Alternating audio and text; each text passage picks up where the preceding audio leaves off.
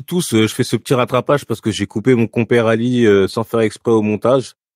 Donc voilà, c'était juste pour vous introduire un peu le podcast. Donc c'est notre nouveau OG show sur Undisputed. Ali va reprendre la suite, mais je tenais à vous remercier quand même pour toute l'énergie positive que vous nous avez envoyée ces derniers temps. On n'était pas là souvent, j'étais un peu malade. Donc continuez. La meilleure chose que vous pouvez faire pour nous, c'est partager et continuer d'envoyer des good vibes. Donc voilà. Mon petit fou putain.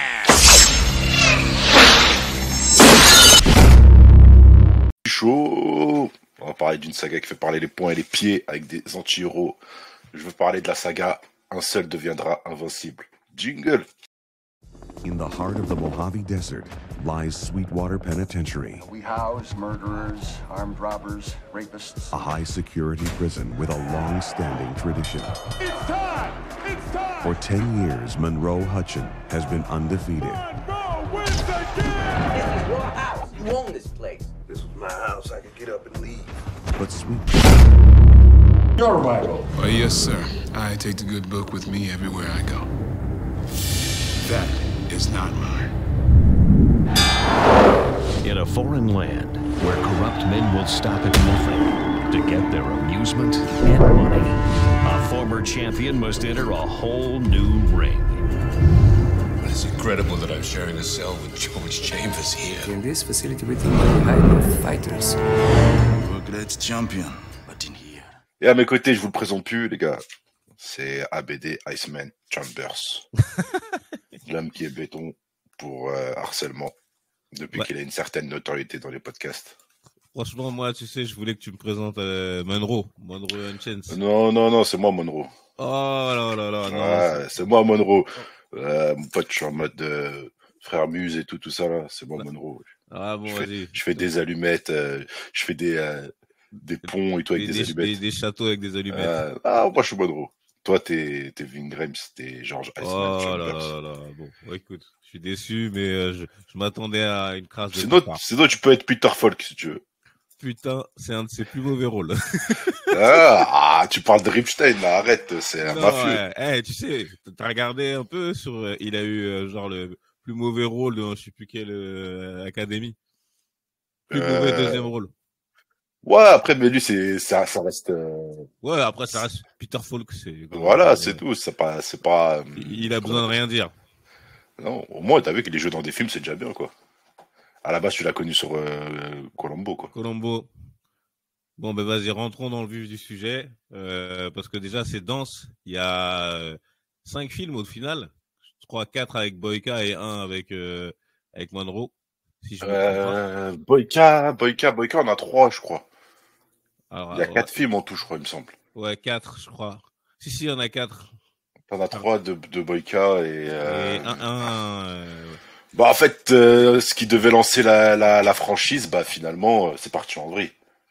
C'est ça. Ce qui est intéressant, c'est que c'est un film de base qui est basé sur la vie de. C'était un biopic sur Tyson. Après, ils sont pas vraiment basé en fait. Le gars avait une inspiration. Walter Hill avait une inspiration pour faire un film sur Tyson justement à ce moment-là. Mais le bougre, en fait, il y avait un documentaire qui sortait sur lui. Exactement. Et en fait, du coup, il y avait peur que ça faisait trop de Mike Tyson pour l'époque. Du coup, l'histoire, c'est qu'il arrivait avec une histoire comme ça. En fait, il s'est dit si un mec comme Mike Tyson rentre en prison en tant que champion du monde et se bat contre se fait éclater par un mec de prison, quoi. Un no-name. Ouais. Est-ce que ça pourrait exister? Et d'où, c'est là qu'il a créé, en fait, Chambers. Parce que si tu regardes Chambers, c'est pas du tout Tyson dans le caractère. Non, Tyson, c'est... Après, je sais pas si c'est le Tyson de l'époque, il était si méchant, mais... non, Tyson, il était méchant, mais c'était pas un mec qui crie partout et tout, tu vois. Il avait une espèce de sagesse, parce que vu qu'il était fan de Mohamed Ali, il s'inspirait un peu de ce côté-là, tu vois. Et puis après, apparemment, c'est sa conversion à l'islam, c'est en prison. Donc, tu vois, c'est ce qui est drôle, c'est que là, c'est tout le contraire. Hein. Là, Chambers, c'est un bully. Hein. Ah, Chambers, c'est un bully de fou, mais de toute façon, on va en parler. Déjà, on va faire une brève introduction de l'Invincible. Ouais. Bah alors, les gars, c'est... comment on appelle ça? C'est réalisé par Walter Hill. Walter Hill. Moi, j'ai noté 3 films notables de Walter Hill. The Warrior, tu sais, à l'ancienne, pour ceux qui savent pas. Bon, je pense que tout le monde le sait. Du plomb dans la tête, mention spéciale pour Jaco. Jaco, ouais. Son film préféré. Et le dernier recours avec Bruce Willis, c'est un petit film de gangster, franchement sous-coté par rapport à Bruce Willis. Il est très très bien. Moi, j'ai noté le bagarreur avec Bronson. Wow. J'avoue, Bronson, j'étais pas fan de lui. Moi. Mon daron, moi, il était fan, c'est pour ça que... J'avais bien l'inspecteur Harry et tout ça, mais Bronson, j'étais pas... Mais bon, en tout cas, Walter Hill, c'est pas n'importe qui, c'est quelqu'un qui a une carrière. Ouais, ça va, franchement, moi je trouve que dans l'ensemble, il est très tôt en plus, tu vois. Et pour moi, avoir fait The Warrior comme un film, bah, c'est un film mythique, quoi. Tu vois, tout le monde le connaît plus ou moins. C'est un film dans la culture, etc. Ah ouais, non, The Warrior, c'est quelque chose. Il y a eu un jeu vidéo, il y a eu... Non. Et au jour d'aujourd'hui, même quand tu le regardes, c'est un... Ça se regarde encore, ouais. Ouais, ça se regarde super bien. Enfin, je sais pas, ça reste d'actualité. Un peu exagéré un peu, mais ça vieillit bien. Ouais. Donc, du coup, après, niveau casting, bah, on a Wesley Snipes. Forcément. Qui est Monroe Chance. Ving Rhames, bah, qui est ABD, Iceman Chambers. Iceman. Et Peter Falk. Bah, Peter Falk, grand décisif, c'est Monsieur Colombo, pour ceux qui savent toujours pas. Vous l'avez vu, vous avez au moins vu un épisode de Colombo avec toutes les rediffusions qu'il y a eu à la télé. Petit rôle, mais... D'ailleurs, je trouve que, tu sais que récemment, j'avais regardé Colombo... je crois que c'était sur Prime, je galérais, je crois que je tournais avec les Colombo sur Prime. Et en fait, je te jure que c'est bien. Hein. Je te jure que c'est bien. Il faut que je le revoie, parce que je m'en rappelle plus. Peter Falk est trop fort. Et en fait, le délire dans Colombo, c'est que j'avais jamais regardé, plus ou moins, tu regardais, tu sais, comme un épisode qui traînait sans pour autant comprendre. Mais je trouve que Colombo, c'est puissant. Peter Falk, il joue ce gars un peu teubé, tu penses qu'il a à la ramasse pendant tout l'épisode et tout. Et en fait, je trouve qu'il est super fort. Et à la fin, il ramasse tout le monde. Ouais. Ouais, mais le plan est bien ficelé, tu vois. Et il va t'expliquer de A à Z comment il a fait pour l'attraper. En fait, c'est ça que j'aime bien, c'est qu'il est en 1v1 face à lui. Et généralement, à chaque épisode, bah, il va lui expliquer, voilà comment je t'ai attrapé. Et le gars, il est là, il est dégoûté. Il dit, putain, moi, ce que j'aime bien, c'est qu'on le prend toujours pas au sérieux. C'est-à-dire qu'on le voit, oui. il a l'air un peu débonnaire, il parle de sa femme. Mais en vrai, le mec, il a rendu analysé. Et moi, c'est ce que je kiffais. C'est exactement ça, je trouve. C'est vraiment puissant. Si un jour vous avez le temps, regardez quelques épisodes de Colombo. Il y en a des pas mal en plus. Let's go. On a qui? Bah, on a Michael Rooker. Rooker, c'est... il joue le Captain A.J. Merker. Pour moi, c'est Stan Zido Zetkov. Je répète, Stan Zido Zetkov. C'était... il jouait l'inspecteur dans un film légendaire. Que moi, j'apprécie toujours. Et sur celui-là, j'ai pas la ref. Bah, il joue le sergent, enfin, le détective là dans Un tueur pour cible avec Chow Yun-fat, son premier film américain. Ah, purée, d'accord, ouais. Et du coup, il a un embrouille avec la triade chinoise. Ok, je l'ai même pas reconnu.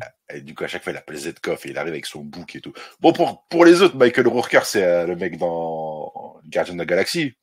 Ouais. Ou alors le frère de... comment il s'appelle dans Walking Dead? Daryl, le frère de Daryl dans Walking Dead. D'ailleurs, qui était super fort dedans, je sais pas pourquoi ils l'ont tué. Je spoil, hein, ceux qui n'ont pas vu Walking Dead.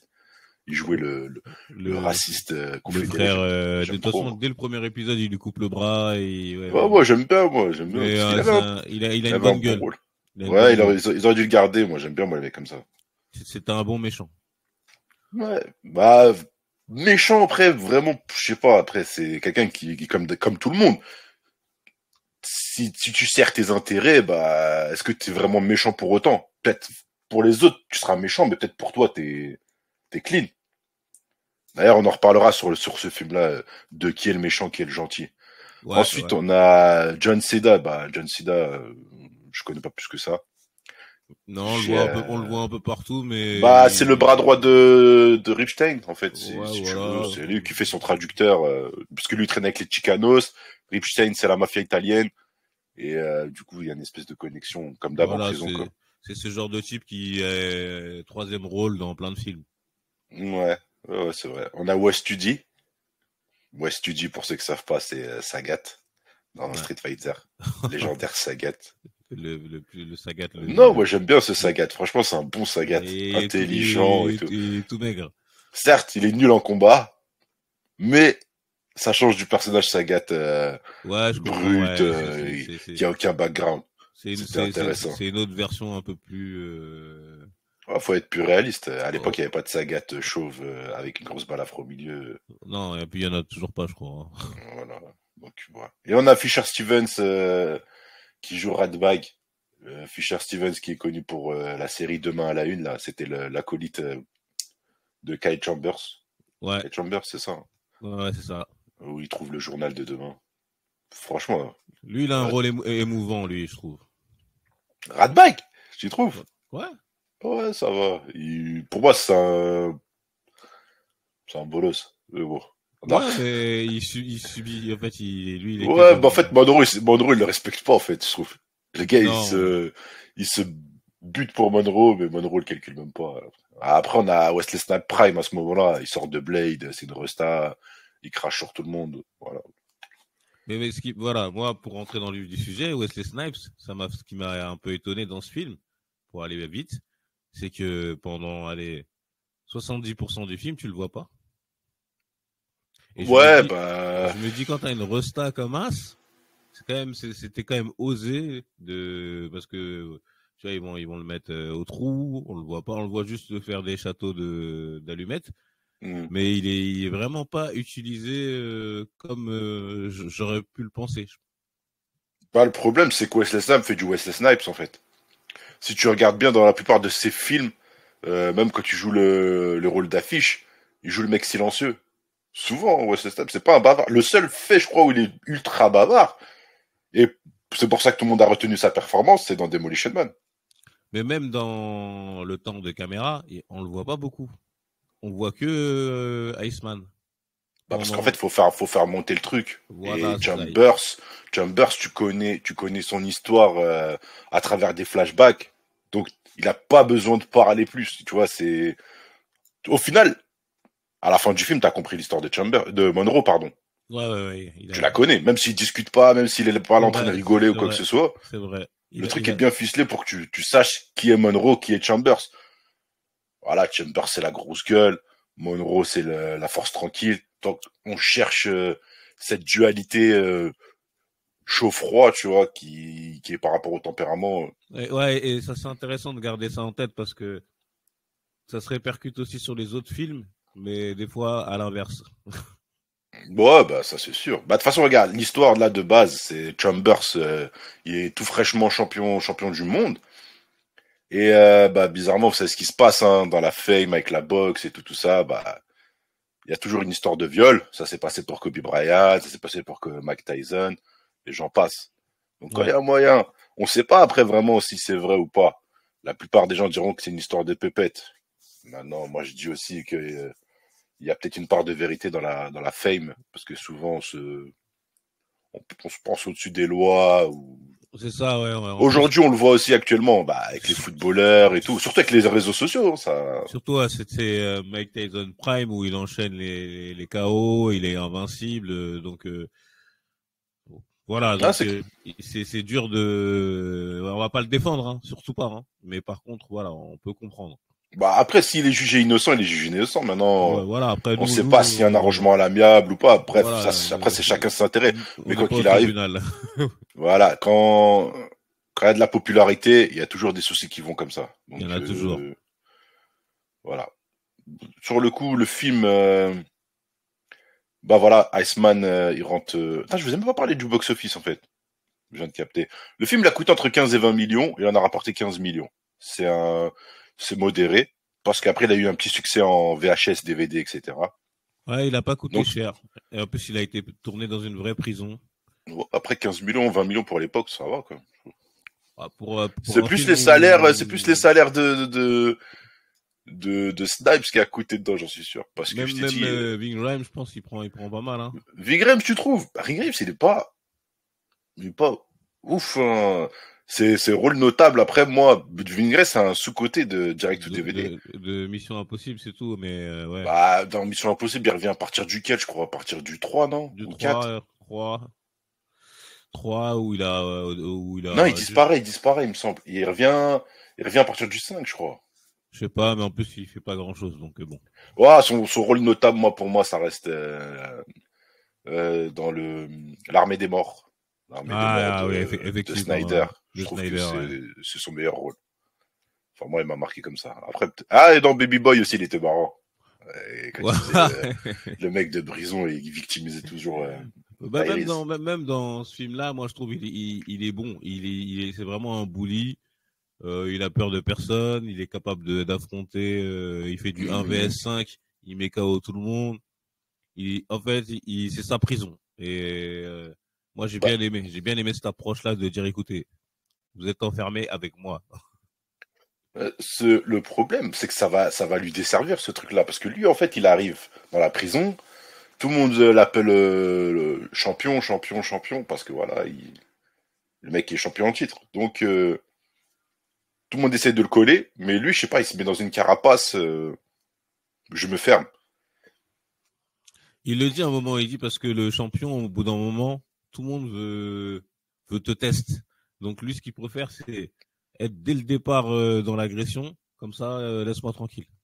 Ouais, bah il joue bien son rôle, parce qu'après, t'as quasiment tout. T'as les latinos, t'as les afros, t'as les ariens. Tout le monde veut se mélanger à lui, il envoie chier tout le monde. T'as vu quand les afros ils viennent le voir, il lui met une gifle, bim. Il arrive en mode Black Panther. Voilà. Mais j'ai bien aimé moi cette il lui met une claque, le gars il perd ses lunettes. Il lui dit je suis pas ton frère, moi je suis le champion. Ça je me suis dit. En fait, il s'est mis dans un rôle où pour lui c'est le champion, mais il est pas dans les couleurs, dans les considérations religieuses ou pas. Il est le champion, c'est tout. Ouais, c'est clair, c'est vraiment genre je viens pour tout atomiser, c'est moi le boss de la prison. C'est tout.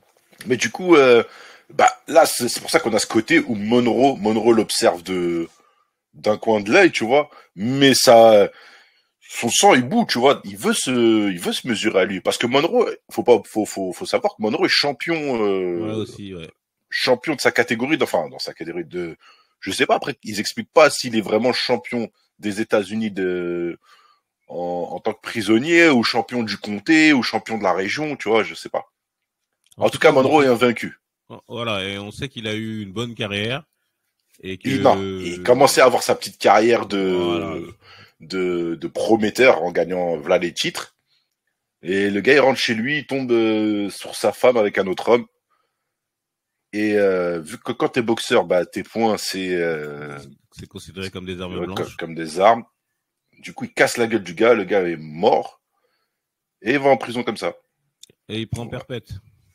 Ouais, voilà. Tu tues un mec, tu vas en prison, quoi. Tu prends perpète. Il avait pas une grosse carrière solide pour essayer d'esquiver ça. Je sais pas. Non. Du coup, voilà, c'est comme ça que la carrière de Monroe en prison, elle a commencé. Mais c'est pas expliqué aussi comment les combats de prison ont commencé aussi. Non plus. Et c'est dommage. Combien il en a gagné il me semble qu'il est invincible pendant 10 ans, et c'est ce qu'ils disent. Ouais. Mais on ne sait pas combien de fois il a combattu, qui il a combattu, dans quelle catégorie de poids. Bon, après ça c'est des détails, mais en tout cas, on sait que c'est lui le champion de la prison. C'est ça. Et du coup, Ving Rhames champion du monde. Et là, dans l'histoire, on a Peter Falk aka Mandy Ripstein, qui est un ancien, je pense que c'était le parrain ou une grosse tête de la mafia. Ouais, c'est ça. Du coup, c'était un peu un de ses derniers rôles Et c'est intéressant parce que tu vois, celui qui est avec lui, c'est un mec qui jouait dans Oz, qui jouait le rôle de Dino Ortolani. Ah, John Cena, ouais. Voilà, tu vois. Et ça m'a fait rigoler parce que lui, il a toujours le même rôle. Ouais, il joue le bras droit, le machin. Le bras droit du mec de la mafia. Mais je l'ai reconnu parce que moi, je suis fan de Oz et j'avais regardé la saison 1 il y a pas longtemps. Parce que lui, il est que dans la saison 1, après, il meurt. Et Oz a été une série à succès, elle a sorti beaucoup de talent. Ah ouais, complètement. Ouais. Elle a sorti beaucoup de talent. Mais après, je pense que ce qui se passe dans Oz et la sortie de... On n'est pas loin, non? Non, on n'est pas loin du tout, je crois que... Je crois que c'est en 2000. 2000. On est à 2001. En tout cas, c'est dans la même période. Ouais, tout le monde a profité de cette notoriété. Quoi. Ouais. Ouais, c'est raison. Du coup, on a Ripstein. Ripstein, il se dit, il y a un potentiel à faire entre Monroe et Chambers. Et du coup, c'est là qu'il va commencer à les chauffer tous les deux, à vouloir se battre.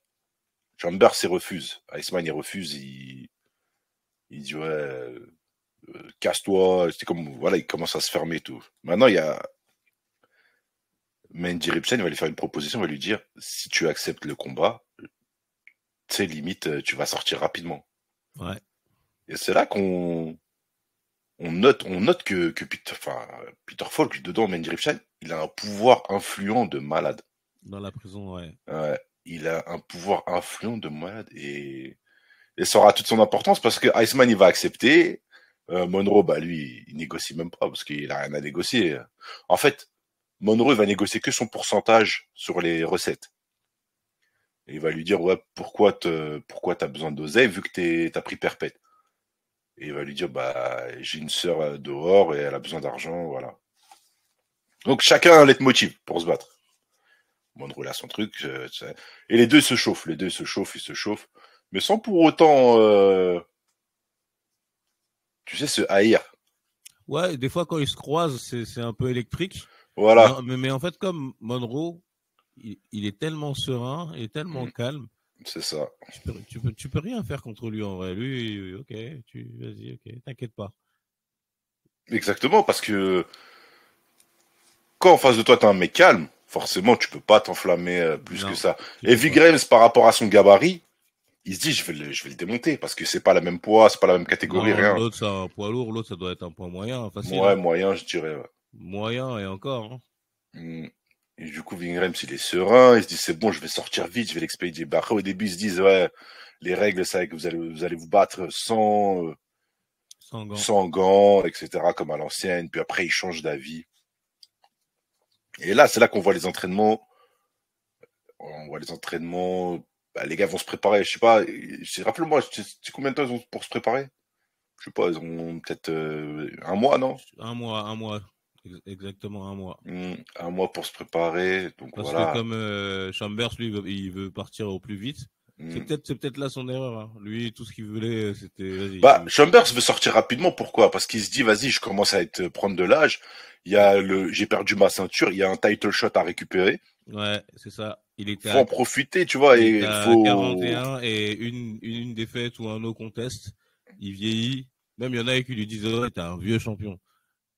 Et c'est ça. C'est pour ça que lui, il veut profiter encore. Il veut récupérer le buzz qu'il y a autour de lui. Il veut pas qu'on l'oublie, etc. Et l'oseille. C'est l'oseille, hein, c'est le nerf de la guerre. C'est vraiment le nerf de la guerre. Bon, l'évitable arrive. De toute façon, ils combattent. Au début, le gardien refuse. Le gardien de la prison, le directeur de la prison, il refuse. Et là, on a une scène, franchement, qui est excellente. C'est Ripstein qui va face à face avec le directeur de la prison lui raconter une histoire. Les deux sont en face à face. Il lui raconte l'histoire d'un mec qui est au casino et il lui fait comprendre qu'il voulait pas vendre son casino. Si je vous dis pas de bêtises, c'est ça. Et de là, il va lui faire une menace en lui faisant comprendre que quoi qu'il arrive, s'il voulait pas, le gars perdait toute sa famille et il commence à lui citer les noms de ce qui se passe. Et là, on voit le directeur qui est en transe. Et là, encore une fois, on voit le niveau de Peter Falk parce qu'il a beau faire le guignol, l'amnésique, etc. Quand il parle sérieusement et que son passé de mafieux le rattrape, on sent qu'il y a de la patate derrière. En fait. J'ai même l'impression que tout ce qui se passe en prison, parce qu'il a dit qu'il était fan de boxe, que lui-même il en avait fait, je pense que c'est lui qui organise tout, c'est lui qui gère tout. Oui, c'est le cerveau. C'est le patron de la prison. Ouais, carrément. Parce que tu regardes la chambre qu'il a. Ouais, voilà. Il est très, très, très bien loti. Et personne ne lui fait chier. Parce que je pense que la mafia derrière arrose. Arrose de malade. Bah oui, ça doit être encore le boss, même s'il est à l'intérieur. Les combats truqués, etc. Le gars était bien en Floride. Hein. Après, il raconte son histoire. Il dit que sa femme avait trop chaud ou avait de l'asthme. Je crois que c'est ça qui me semble. Il avait de l'asthme ou un truc comme ça. Et du coup, il s'est barré au Texas ou dans le Nevada. Et là, il s'est fait rattraper par le fisc. Et c'est comme ça qu'il est béton en prison, en fait. Et ce qui est marrant, c'est l'anecdote sur sa femme. Parce que c'est ça. C'est exactement ça. C'est la petite ref. Donc, je pense qu'il y a un hommage dedans, littéralement dissimulé, parce que Columbo parlait beaucoup de sa femme dans exactement. Dans l'histoire. Et là, encore une fois, il se fait attraper à cause de sa femme. Donc, ça va, j'ai trouvé que c'était subtil, c'était sympa. Après, faut avoir vu Columbo. Si t'as pas vu Columbo, heureusement que j'ai regardé il y avait pas longtemps. Mais en tout cas, ouais, moi j'ai capté direct la ref dès qu'il a parlé de sa femme. Je me suis dit, ah bah ouais. Moi, tu sais qu'à l'époque, je pensais que sa femme c'était arabesque. Genre, c'était pas sa femme, mais c'était sa meuf, quoi, tu vois. Ouais. Je pensais qu'il y avait un délire entre deux, tu vois, parce que je sais qu'Arabesque faisait des spin-offs et vice versa. Et c'est dommage qu'ils ont pas date ensemble. Juste une petite digression, on la voit jamais sa femme, hein, parce que. Non, je crois qu'on la voit pas. Je crois qu'on la verra que même peut-être dans un épisode, je sais même pas. Non, j'ai jamais fini Columbo. On la voit jamais. Bon, bref, on va avancer. Ouais, donc voilà, bagarre. Le moment tant attendu de la bagarre. C'est ça. Du coup, il y a 2-3 officiels qui rentrent en prison pour avoir pour savoir le combat qu'il y a eu, etc. Bon, après le combat, je trouve qu'il est sympa parce que les gars ont vraiment boxé. Il y a pas de doublure. On voit vraiment que c'est Snipes et Rapes. On est sur du noblard. Là, c'est de la vraie boxe. Ouais. Bon, après les gars, on se sont entraînés avec des professionnels. Ouais. Mais bon, j'ai trouvé que Chambers, il est un peu raide et tout, mais Snipes, il est vraiment dedans. Ça, mais Snipes, il est athlétique à mort. Voilà. Après, c'est encore une fois, c'est une histoire de catégorie. Pour moi, des poids lourds, ils sont pas aussi mobiles que des poids moyens ou des poids légers. Ouais. C'est des brutes, tu vois. C'est des brutes. Il suffit qu'il t'en mette une et il a gagné. Ouais, voilà, c'était ça. Donc, pour moi, logiquement, Iceman devait gagner. Mais il se mange un KO ultra technique par Monroe. Et voilà, c'est la fin de Hariko. Iceman, il ressort de prison. Et Monroe est champion. Et il a tapé le champion du monde. Et il continue de faire ce petit château de... Ouais, du coup, il fait ses petits châteaux. Et du coup, Iceman recombat pour le titre à l'extérieur. Il récupère son titre. Et je crois que quand il lui pose la question, un journaliste, je crois qu'il lui dit, ouais, tu t'es fait casser la gueule en prison. Lui, il dit non, je crois. Ouais, il lui dit non. Ouais. Donc, en gros, il a une défaite non officielle, mais il a une défaite par Monroe, qui va mourir dans les tréfonds de la prison, en ayant tabassé Iceman, quoi. Maintenant, dans l'histoire, pour conclure, c'est qui le gentil, c'est qui le méchant? C'est là où je me suis posé la question pendant tout le film, parce que c'est pour ça que je te disais, en temps d'écran, on voit que Chambers. Au début, je me dis, bon, ok. Mais par contre, clairement, c'est Monroe le gentil. Même si, lui, c'est un tueur aussi. Les deux sont en prison, quoi. Les deux sont en prison. En vrai, le parti pris, il va juste se faire sur le caractère de Monroe, le fait de le rendre calme, de faire en sorte qu'il... C'est pas con, le fait qu'il lui fasse faire des petits châteaux. En fait, on a l'impression que la sagesse l'a rattrapé en prison. Et l'autre, il est toujours bully, il est toujours... parce qu'il n'a pas connu l'isolement. Non. Monroe l'a connu, donc on ne sait pas Monroe quand il est rentré, il était comment.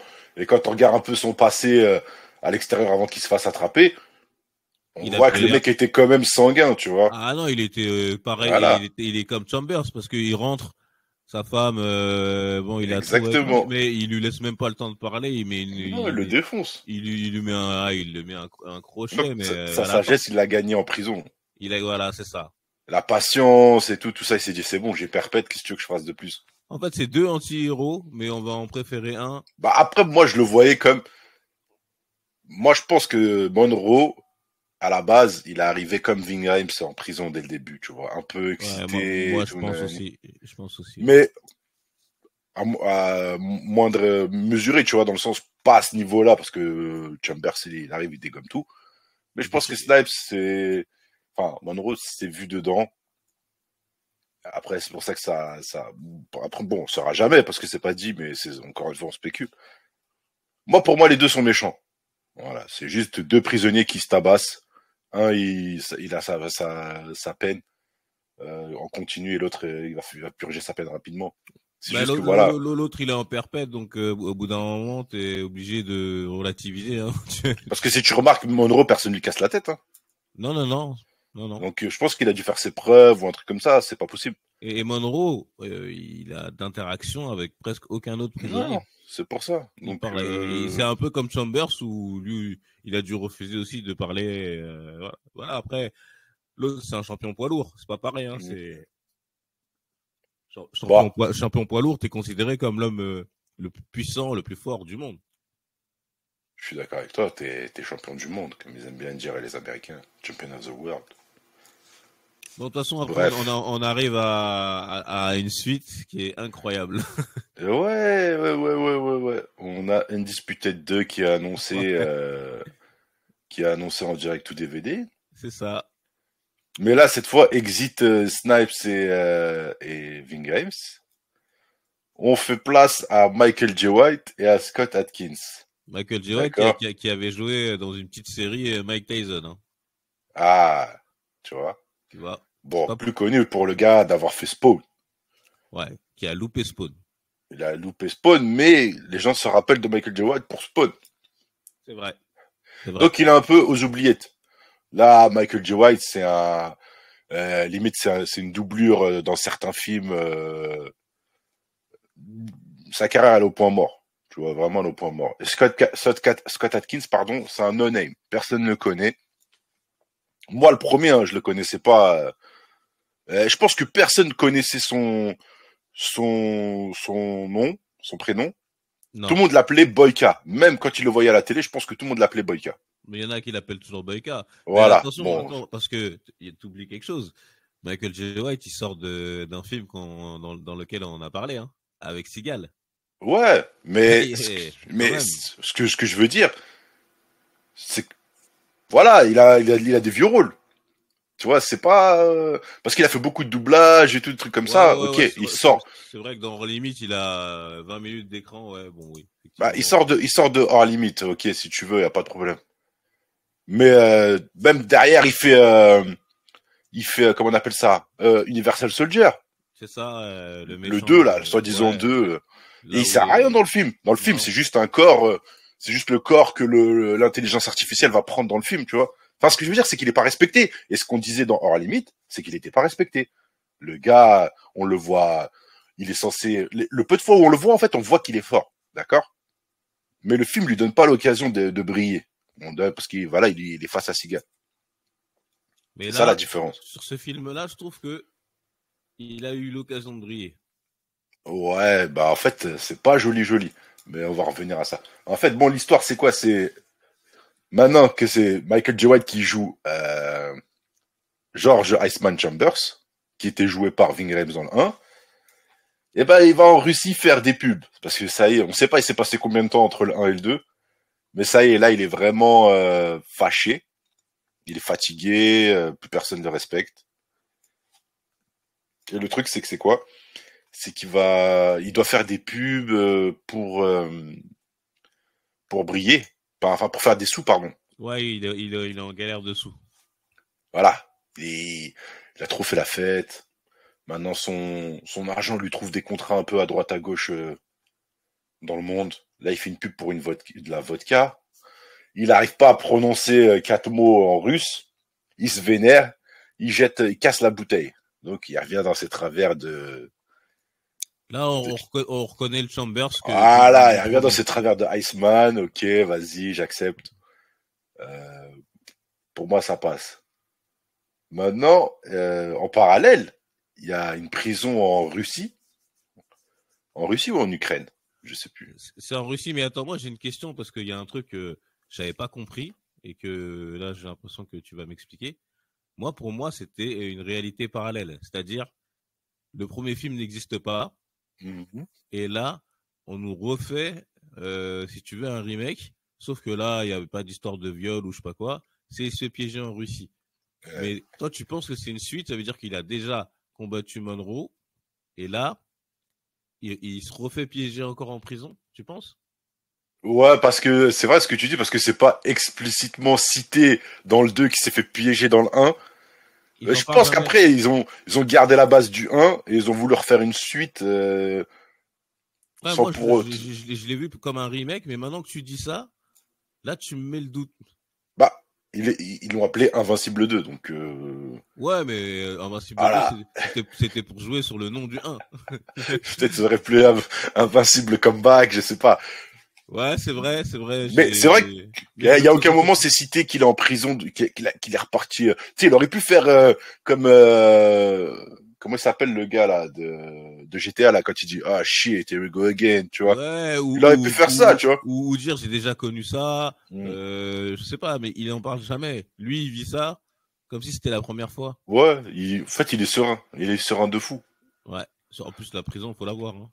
Ouais, donc là, ouais, en parallèle, pendant que monsieur fait des pubs pour de la vodka, dans une prison, je crois que c'est à Kiev ou je sais pas où, en tout cas entre l'Ukraine et la Russie, il y a des combats qui se passent, qui se disputent, et on a la tête d'affiche dedans, c'est Yuri Boyka. Yuri Boyka, joué par Scott Adkins, qui est le champion incontesté du secteur. Et en fait, le gars extermine ses opposants à vitesse grand V. Et pour les bookmakers en question, bah ça leur rapporte pas assez d'argent. Enfin, ils perdent de l'argent parce que tout le monde mise sur Boyka. Et bah forcément, ils gagnent souvent, donc faut rincer les gagnants, quoi. Donc là, il y a un... Il faut voir comment il leur met une raclée. Hein. Ouais, non. Là, il y a plus de boxe, hein. Attention. Là, on part dans... Tous les coups sont permis... Bah, on est quoi? Expansion du MMA, là, c'est à ce niveau-là, c'est... Et ouais, je crois qu'on est à l'UFC. Au début de l'UFC, hein. À l'UFC 30, tu sais, c'est le moment où il y a Randy Couture et tout, d'ailleurs, qui se sont fait par Jet Li, bon, bref. Ouais. Et ouais, c'est le moment où l'UFC... Attends, Jet Li qui a défoncé Chuck Liddell, Randy Couture en même temps, et... Voilà, et d'ailleurs, sur l'UFC 30, il y a Tito Ortiz, Randy Couture. Tu vois? Ce qui est drôle. Bah, on est au début des années 2000, donc je pense que là, l'émergence de l'UFC, donc là, les nouvelles tendances et tout, donc là, les Corées, eh ben, c'est des Corées, y a pas de boxe. Je vous le dis tout de suite, y a pas de boxe, ça envoie à droite à gauche des flying kicks, ce que tu veux. C'est chorégraphié, limite pour le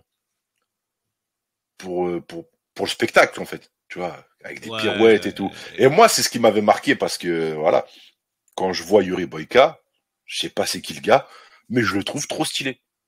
Je vous jure qu'il m'a... Il est grave aérien. Il m'a mis une claque. Non, franchement, il est parce que déjà, pour Invincible 2, je le regarde pour Jay White. Ça, c'est la base. D'accord? Mais en fait, là, Jay White, je vois un autre mec et je dis, c'est qui ce gars? Il est super fort. Il est vraiment musclé, il a un corps perfect. Non, on est dans l'athlétisme pur. Ouais, mais tu vois comment il est, mais le gars a une détente, t'as l'impression qu'il est sous ressort.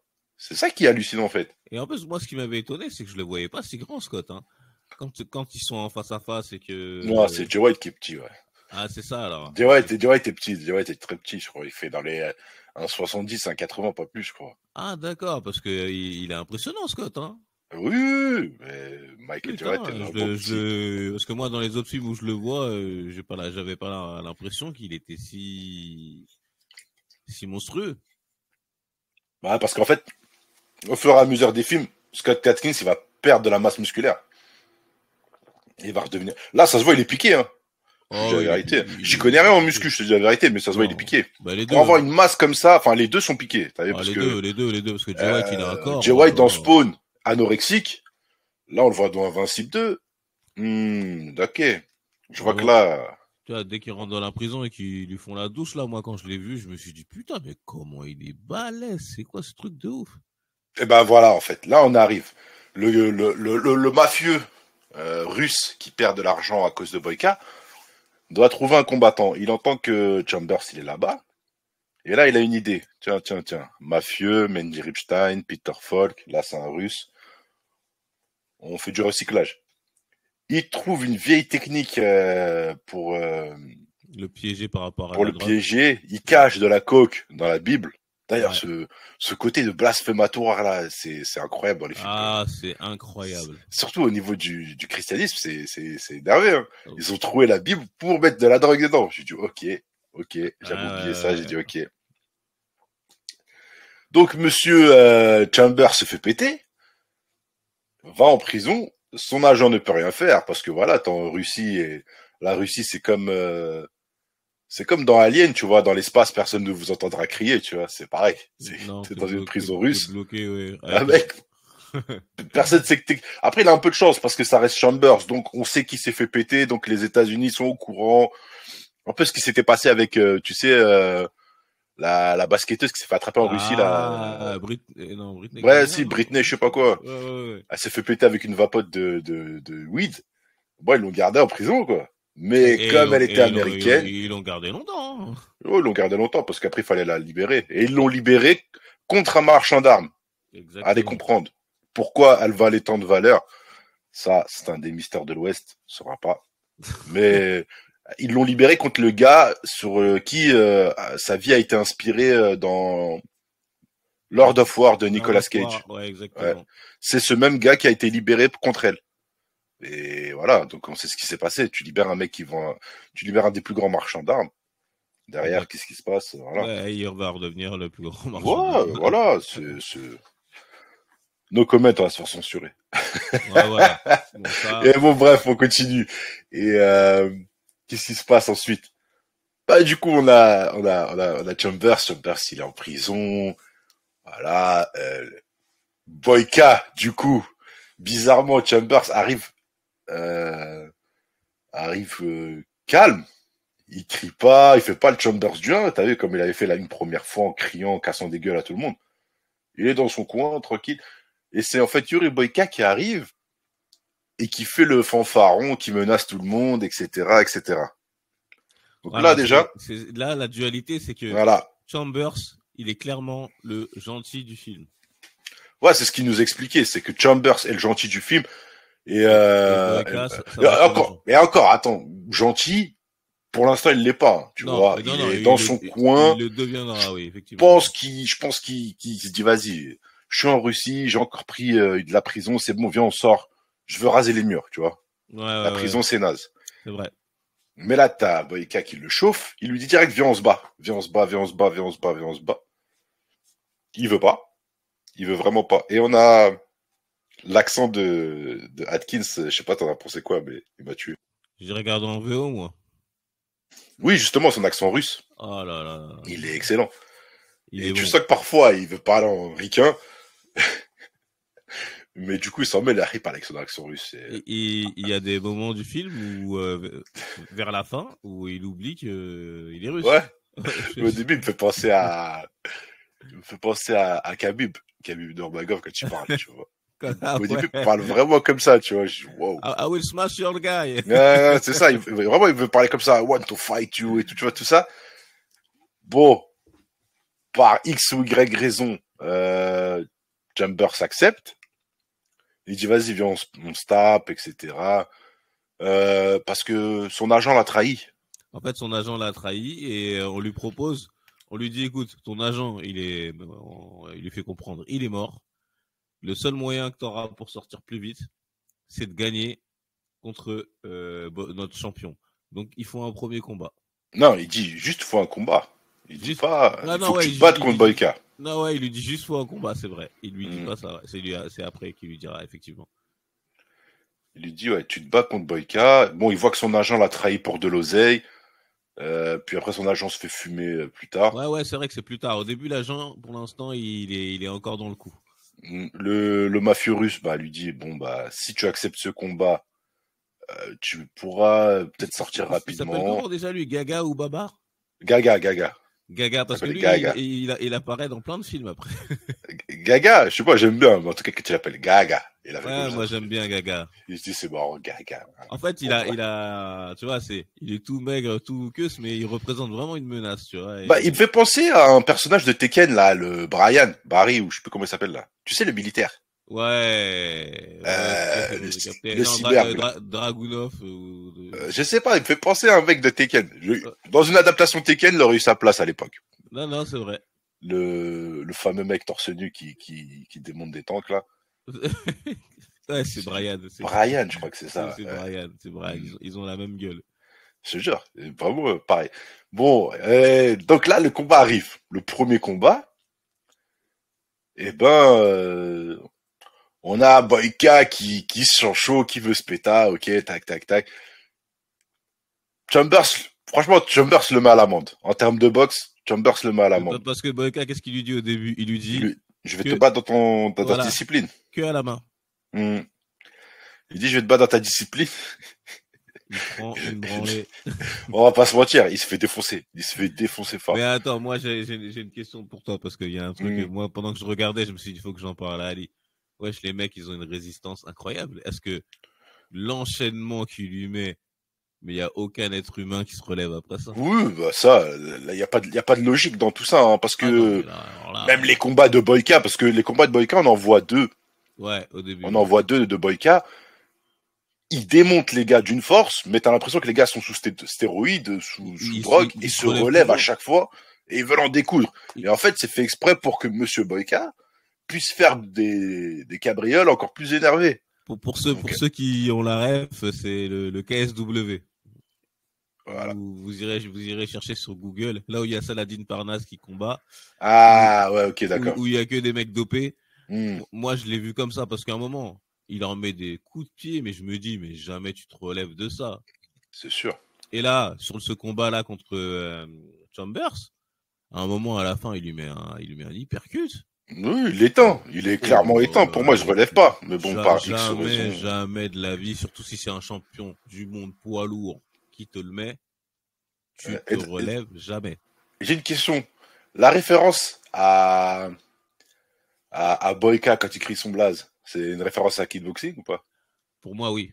Quand il crie Netsuko? Pour moi, c'est Netsuko, ouais. Clairement. Je voyais comme ça, moi aussi. Et tu sais pourquoi je l'ai vu comme ça? Je l'ai vu comme ça. À la fin, quand il y aura le changement de camp. Oui, t'as capté. Mais ça, on en parle à la fin du film. Donc, là, Boyka se fait démonter. On reprend. Mais voilà, Boyka, c'est le méchant. Il tient jamais parole. Hop, il utilise ses pieds, ses jambes, etc. Et là, on est dans un autre combat. Donc, Chambers, c'est un boxeur. Lui, il connaît pas ces histoires d'UFC, pieds-poings, etc. Donc, il se fait casser la gueule. Il se fait vraiment casser la gueule pour le coup. Il se fait casser la gueule. Il y a aussi, on oublie le passage où il se fait droguer. Parce que moi, je trouve quand même. Ah! Il se fait droguer par son. Il y a une référence à Bloodsport dedans. Exactement. Parce que moi, regarde, j'ai regardé le film plusieurs fois. D'ailleurs, c'est très dur. Hein.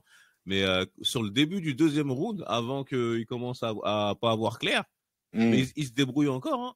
Oui. Je sais pas s'il aurait perdu même sans, tu vois, parce que. Bon, je pense qu'il aurait peut-être perdu au point. Enfin, ouais, s'il y a des points, mais bon, vu que là-bas ça n'existe pas, donc il aurait perdu. Sur le coup, il aurait perdu parce que ses jambes n'auraient pas supporté. Je pense que le nombre de coups qui serait mangé. Ouais, je pense que l'autre il avait capté que. Je pense qu'il serait tombé au bout d'un moment. Mais bon, il a été drogué. C'est vrai que j'avais oublié ça. Son co-détenu le drogue parce que voilà, c'est un crackers. Et voilà, les crackers pour avoir de la drogue, bah qu'est-ce qu'ils font? Bah ils trahissent leurs potes, leurs darons, leur famille, quoi qu'il arrive. C'est ça. C'est le but ultime d'un crackers. Bah, c'était pas un vrai cracker si t'as pas. Si t'as pas trahi. Si t'as pas trahi. Et du coup, bref, là, Chambers, il nous fait une Vandame, commence à voir flou, etc. Boyka, bah, il se dit, bon, il y a un truc qui cloche, mais je sais pas c'est quoi. Mais je vais l'enculer quand même. Voilà, il termine rapidement. Il va pas jouer avec lui, vraiment. Si il aurait été un sadique, il aurait... Ben, dans les autres combats, il mettait toujours dès que les gars ils étaient par terre, il les enchaînait de patates. Oui, Et là, mais bizarrement, il avait comme un respect pour Chambers. Je sais pas pourquoi. Mais je crois qu'il avait capté qu'il voyait pas clair et tout. Non, il capte pas. Parce qu'ensuite, une fois qu'il s'est fait casser la gueule de Chambers, il revient, il se recroise dans la salle de repas. Et il lui dit, ouais, la prochaine fois, me drogue pas, ouais. Ouais, que tu veux te battre à la loyale, même pas de la drogue. Et lui, il a dit, quoi? Moi, Boyka, je drogue pas, et tout. Tu commences à dire ça, et tout. Et en fait, il a appris que... Ouais, deux de ses compères les avaient trahis. Voilà. D'ailleurs, il y a un truc qu'il faut noter, hein, parce que ça sera marrant, hein, juste que il les tue. Moi, j'aime trop, moi. Il les tue les deux. Mais est-ce que ça va être drôle parce que quand on va juste faire une mention au 3 et au 4, hein, on va pas en parler, hein, je vous le dis, hein, parce que c'est de la merde. Mais tu verras que ça aura toute son importance. Bah, j'aime bien parce qu'il les tue comme à l'ancienne. Il leur brise la nuque. C'est un truc qui se fait plus dans les films aujourd'hui. Je suis dégoûté. Et avant, j'ai toujours voulu essayer de briser la nuque quand je joue avec mes cousins et tout, de faire comme dans les films. Bon, ça n'a jamais marché. Non. Parce que je suis encore là aujourd'hui à vous parler. Je suis pas en prison.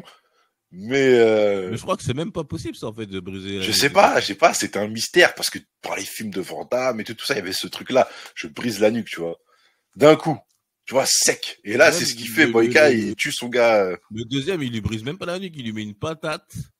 Ouais, mais je pense c'était vraiment le premier qui voulait exterminer. Ouais, non, mais je crois que pour moi les deux ils sont morts. Hein.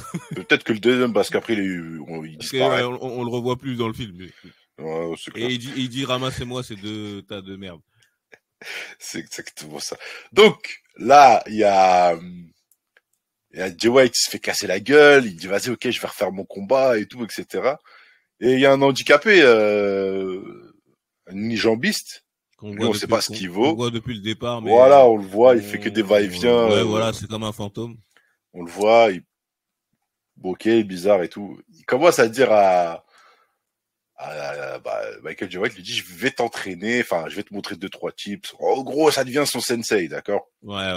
Parce que lui, c'était un ancien du KGB, du coup lui il est pris corps à corps, il est super chaud et tout ça.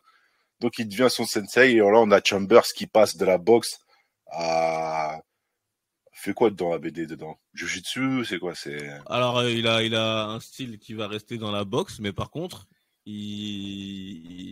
pour moi c'est de la kickboxing, ça veut dire juste il sait mais il fait un peu des clés de roue et tout par terre au sol. Ouais, vers la fin, mais en fait il fait un peu de tout, mais son style principal c'est esquiver les leg kicks, les low kicks pardon. Donc pour moi il est dans la kick, mais par contre il a juste une technique de clé de genou qu'il lui a montré, parce qu'il lui a montré qu'une technique. C'était ça. Et en même un moment il lui dit utilise ton arme secrète.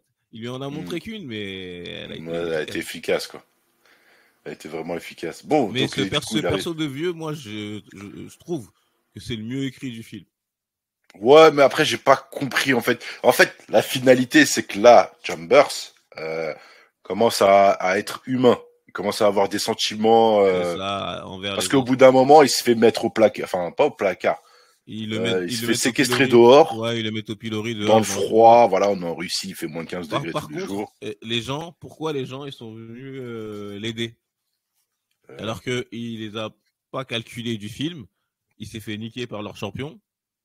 Non, il les a pas calculés, mais c'est parce que je pense que...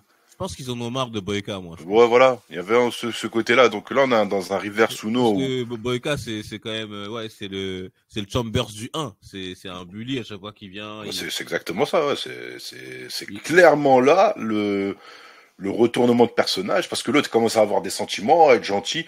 Et il me semble, je crois qu'il défend, un mec, non? À un moment, il défend celui qui l'a trahi. C'est pas plus, hein. Il défend pas un autre mec, hein, non? Si, il me semble qu'il y a plusieurs fois, il tabasse des mecs. Mais d'ailleurs, je sais pas si ça t'a marqué, mais Chambers, quand il met une patate, il te fait voler à 2 mètres. Et moi, oui, c'est fait exprès. Moi, ça m'a fait délirer parce que je me suis dit, mais c'est Captain America ou quoi? Bon, je comprends que c'est un champion de boxe. Mais putain, comment, et quand il tabasse. Non, c'est fait exprès, c'est pour montrer la puissance des couches. Ouais, je crois que c'était un truc qui se passait à l'époque où y a Matrix derrière. Hein. Cherche pas, il y a Matrix. Dans l'impact des coups, l'impuissance, il y a un effet Matrix, c'est sûr. Ouais, quand il tape. Hein, mais bizarrement, c'est que lui. Hein. Quand c'est lui qui frappe, on le voit avec les mecs dans la prison, là, avec les policiers, là, enfin les matons. Il leur éclate la gueule, quoi, rapidement. Ah ouais, c'est ça. Non, je pense que sur ça, je vous ferai un petit réel pour vous montrer, parce que moi, quand j'ai vu ça, à un moment, il y a un mec, il est par terre, il lui met un coup de pied. Oui, le mec il le fait voler à. Même, je sais même pas si Captain Rogers, il a autant de force. Ouais, c'est Chambers, mec. Les Russes, lui, c'est américain, c'est pas la même bouffe. Voilà, c'est comme ça. Parce que Boyka le fait pas, tu vois. Ouais, Boyka, lui, il tabasse, mais c'est normal. C'est la puissance américaine, vous pouvez pas tester. Voilà. Bon, voilà. C'est juste donc, une petite anecdote. Là, Chambers, ok, vas-y. Il est dans le froid, donc du coup, tous les prisonniers lui foutent des gants, des bonnets sales, des vestes qui puent et tout sur lui. Pour moi, c'est une torture encore plus parce que tu rajoutes le froid plus des vêtements qui n'ont jamais été lavés. Ouais, c'est le combo, tu meurs. Et je crois il reste combien de temps? 3 jours, je crois, dehors. Ouais, dirait, hein. Il reste longtemps. Pour moi, tu survis pas. Mais bon. Mais même quand ils le font, tu sais, à un moment, ils le mettent dans une espèce de cage. Oui, pareil. Et mais en fait, le traitement qu'ils lui font subir, pour moi, c'est impossible qu'il gagne le combat après, parce que déjà, tu manges mal. Il aurait dû perdre de la masse, quoi. Voilà. Alors que le mec, à la fin, il est encore plus costaud qu'au début. Donc, parce qu'il mange de la soupe et du pain. Pour un gabarit comme ça, au moins il aurait dû sécher. Tu vois, il aurait dû être plus maigre. Voilà, ou perdre un peu de talent. Mais après, bon, c'est un film. Hein, bon, il s'entraîne. Il revient à son niveau. Voilà, c'est la magie du cinéma. Voilà. Le vieux lui raconte son histoire. Comme quoi, lui aussi, avant, il était comme lui. Il a essayé de se sauver. Il s'est mangé une balle dans le dos, il est devenu paraplégique. Sachant que le vieux, il raconte qu'il est en prison parce qu'il a pris la place de son frère qui avait des enfants. Et qui avait une femme, et que lui, il s'est dit, j'ai rien à perdre. J'ai rien à perdre. Ouais. Donc, c'est un peu émouvant. Et c'est ce qui va faire que on a le changement le plus rapide du monde. Chambers, il devient le bienfaiteur de la prison. Ouais, c'est ça. En fait, il devient... il commence à apprécier tout le monde, quoi. Il commence à avoir des sentiments, il devient humain. C'est ça. Il devient humain, donc ok, ça marche, y a pas de souci. Chambers a changé, il n'est plus méchant. Voilà. Il se bat contre Boyka. Donc là, on a... Avant de combattre contre Boyka, je crois qu'il négocie avec Baba. Et il lui dit, comme d'hab, le classique. Mais il lui dit un truc important. Il lui dit, écoute, moi, le seul truc que je vais te demander, c'est ramène des manteaux pour tout le monde. Oui, voilà. Mais ça change tout parce que c'est là où à la fin, le fameux Natsuko, il a tout son sens. Oui, du coup, du coup, les gens, ils sont pour Chambers après. Ils sont tous pour Chambers parce qu'il leur a fait des doudounes. Voilà. Des doudounes bien stylées, hein. Mais je trouve que bien. Même si je préfère leur veste d'avant, je trouve qu'ils ont plus de style avec de prisonniers. Là, ils sont trop devenus fashion. Ouais, ils auraient dû mettre une couleur un peu plus sobre, pas du bleu. Pas le choix, je crois qu'ils étaient en Russie, ils devaient trouver. Ouais, il a pris le moins cher. C'est même pas lui qui a payé, donc c'est Gaga. C'est Gaga et Gaga, c'est un enculé. Ah, Gaga, il sait qu'il va se faire des sous derrière. Donc ça, c'est pas cher payé. Et ce qui est marrant, c'est que Gaga, il parie sur Chambers, tu vois, là où il est. Oui, parce que Chambers a réussi à lui redonner confiance. Bon, il y croit, etc.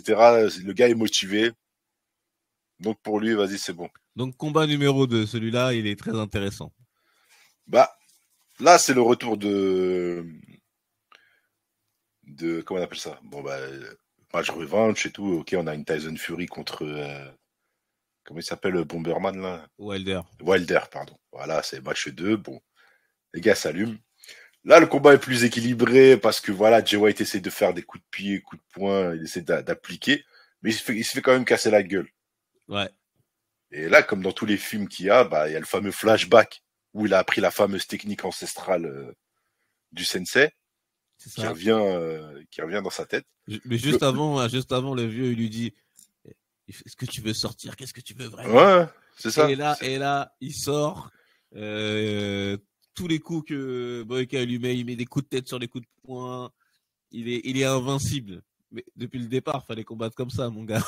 Ouais, non, mais mais en fait, il avait pas créé de souvenirs, tu comprends pas? C'est un peu ce pouvoir de l'amitié qui réapparaît quand on s'entraîne avec quelqu'un et qui lui dit, voilà, quand tu vas faire ça, tiens, ces flashbacks qui reviennent. Ouais, Et c'est donc vrai. là, c'est pour ça qu'après la fameuse technique ultime ressort. Le combat est bien. Non, le combat est bien. Je trouve que bon, un peu trop chorégraphié, même ça se voit. Mais de toute façon, tous les combats de Undisputed 2, ils sont chorégraphiés à mort. Mais vraiment. D'accord. Et c'est le débat pour finir avec lequel je voulais avoir avec toi. C'est ce que je te disais. Je te disais que les Américains, ils sont pas habitués à ça. Ils sont sur Matrix. Parce que tu regardes les combats de Neo, c'est chorégraphié à mort. Ils ont pas ce truc hongkongais il y a un peu de freestyle. Donc, ça se voit trop. Mais en fait, il faut avoir l'œil aguerri. Nous, on a l'œil aguerri parce qu'on a un regard sur la planète. Mais les Américains, pour eux, c'est le film de combat ultime. Parce que ce film-là, il a remporté beaucoup de récompenses sur les meilleurs combats.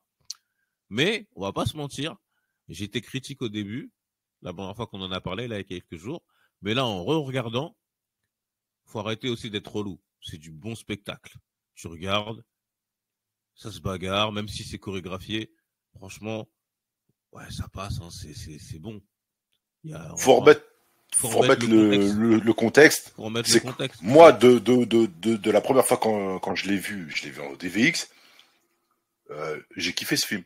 Mais bien honnêtement, sûr. j'ai kiffé les chorés parce que voilà, et forcément avec les années, tu vois toujours mieux. Voilà, donc, ce que t'aimais avant, bah maintenant tu l'aimes plus trop, mais t'as cette nostalgie qui te fait encore kiffer, mais tu l'aimes plus trop, tu vois, parce que t'as vu mieux, parce qu'entre temps t'as Hongba qui est arrivé, tu vois, après t'as The Red qui est arrivé, tu vois. C'est pour ça que je voulais revenir en arrière sur ce que je t'avais dit, parce que en fait, il faut remettre dans le contexte. Parce que à l'époque, moi, je me rappelle, ce combat-là, je crois que je remettais en arrière. Surtout le premier. Moi, je préférais le premier parce que j'aime bien la boxe. Et je trouvais que l'enchaînement qu'il lui met, le premier enchaînement qu'il lui met, boum, boum, boum, il percute. Je trouvais que c'était tellement stylé. Je me disais, non, ça, il faut que je le revoie. Mais moi, là, je vais te faire une confession par rapport à ça. Dis-moi. J'ai préféré le deuxième au premier, en termes de combat.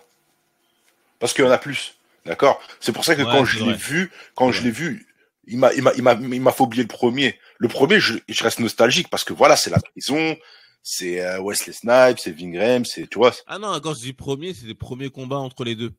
Entre Chambers et Boyka. Ah d'accord, j'ai pas compris. Je pensais que tu me parlais du crochet et tout, donc j'avais. Ok, non, autant pour moi.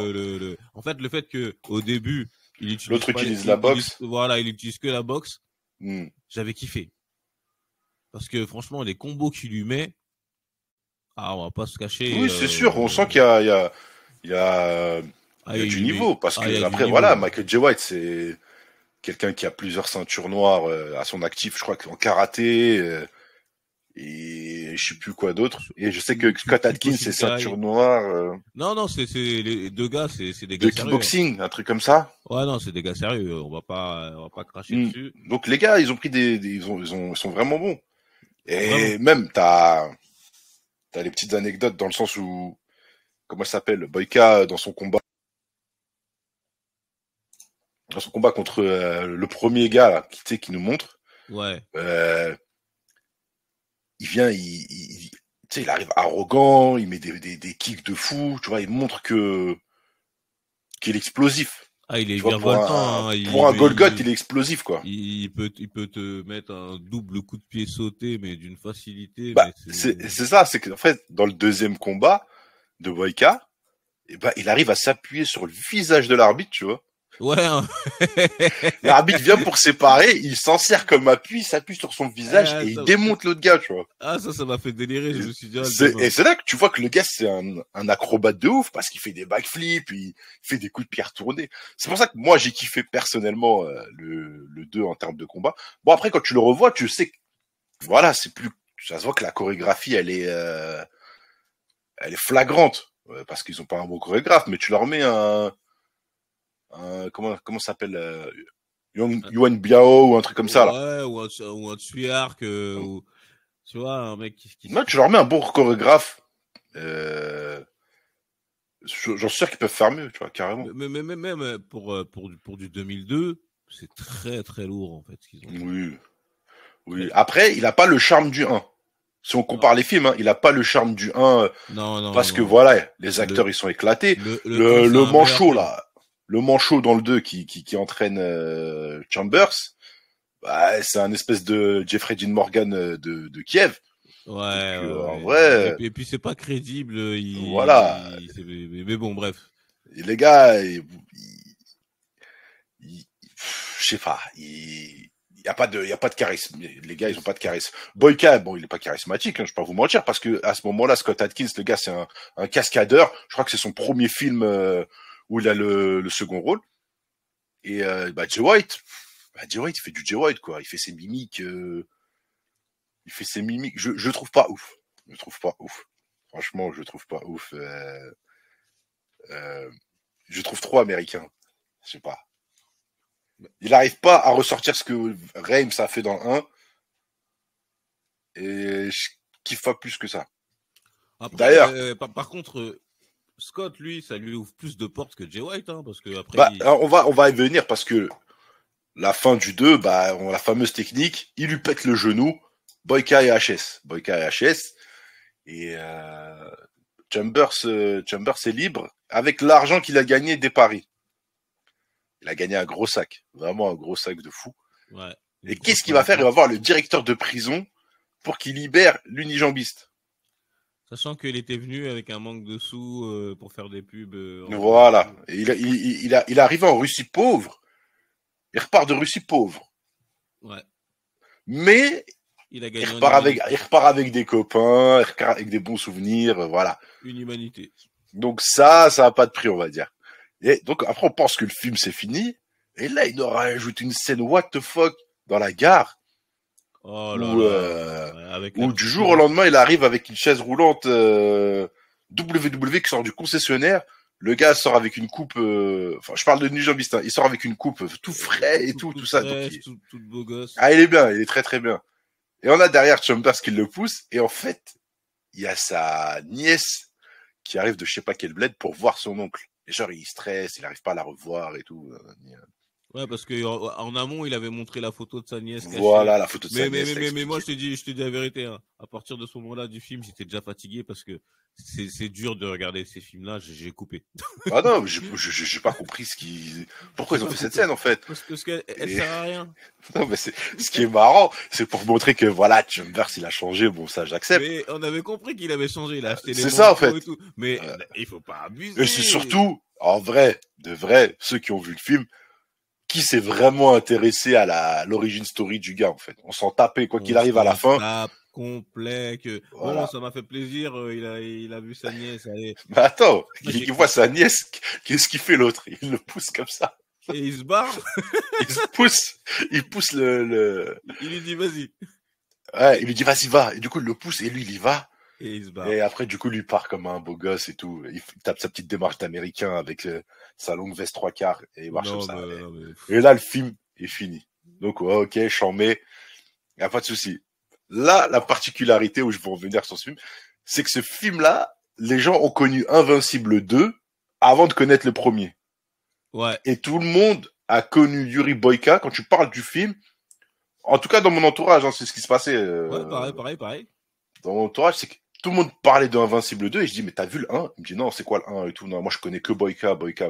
Personne parlait de Chambers, de Jay White dans l'histoire. Tu parles de Undisputed. Personne se rappellera qu'il y avait Wesley Snipes. Non, mais c'est ça le problème, c'est que quand tu parles d'Undisputed, les gens vont te dire Boyka. Et je parle du 2, le 3 n'était même pas encore sorti. Non. Que quand on parlait de ça. Les pirouettes de Boyka. Ben oui. Après, c'est que. Avant de terminer vite fait sur leurs deux carrières, je vais juste faire une mention honorable aux autres films Undisputed. Oui. Oh là là, déjà dans le 3, Boyka. Attends, je veux en revenir parce que j'ai des choses à dire sur le 3 et le 4. Ah, juste que je veux. Oui, c'est juste que je veux revenir sur le côté entre le 1 et le 2, la popularité. Et je trouvais que ça, le fait que tout le monde parle de Boyka et qui est Scott Adkins, et ben en fait, ça s'est répandu dans le monde. En fait, dans le monde, tout le monde a pensé ça. En fait, tout le monde, Boyka est devenu un personnage de la culture pop. C'est un truc de ouf. Et c'est là que ça a engendré Invincible 3. Et là, c'est Yuri Boyka en tête d'affiche. Et là, le truc choqué. Franchement, je dis wow. C'est-à-dire que Jay White, il s'est fait boire par Scott Adkins. Parce que juste après ce film Invincible 2, Scott Adkins, il a enchaîné les films. Il a enchaîné les films.